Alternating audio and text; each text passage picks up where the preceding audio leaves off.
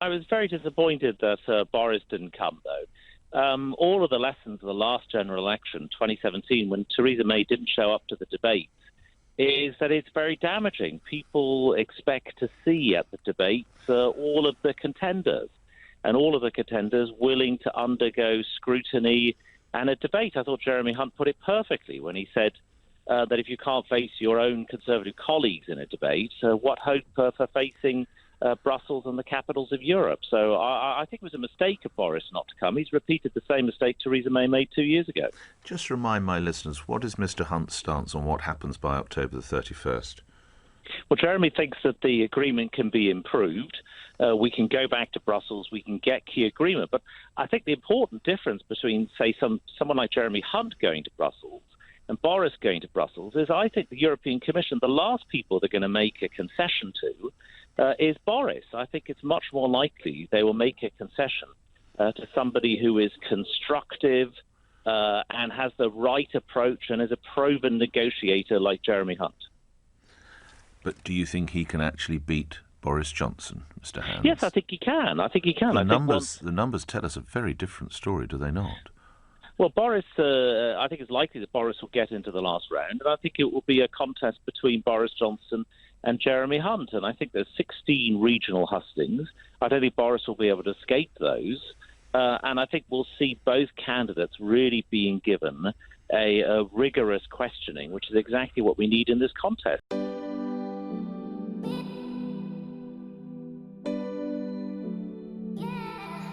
I really do not think you should dumb down to that level of condemning Boris Johnson.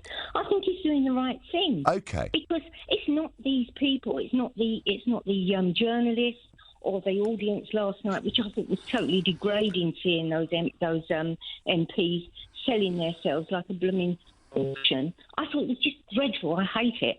I'd much rather see a one-to-one audience and the audience firing questions at one person so that they could speak properly. You hear the end of the sentence, which I do think that Krishna was good doing that. But Emily Maitlis tomorrow, God, I don't know what's going to happen because she interrupts everybody all the time and you end up never hearing the end of the sentence, so you cannot. But Trisha, when you're informed opinion, when you're auditioning to take part in a play or to go for a job interview or to be Prime Minister, you have to sell yourself to a certain extent, don't you? Maybe, but not to that audience because they're not going to have the casting vote, are they? But don't you think the British public, you know, who by the way, are going to be denied the choice of who the next Prime Minister is, because only 0.18% of the population get a vote on this, that's paid up Tory members. Nigel, you're not telling me that we don't know Boris's views, are you?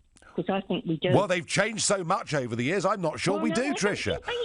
I don't think they have. And don't you think we need this inspirational character to pull the country up? We need some sort of inspiration to make everybody feel that we can succeed. He's got personality, he's got wit, he's got charisma. I'll give you all of that. I like him as a person. All Rory Stewart's got is a vindictive nature. You've only got to see the way he snarls at people when he pulls that horrible face every time he talks about Boris Johnson or come to that Dominic Raab. Well, he has actually, though, hasn't he? Rory Stewart has actually fought an imaginative campaign. He's been out and travelled around the country. He's been, you know, standing up at Hyde Park Court. I mean, he's actually fought, whether you agree with him or not, or like him or not, hasn't he fought the best campaign of all of them so far? I think he's sneaky.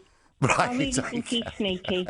Well, Trisha, you've made your mind up. Absolutely. I thank you.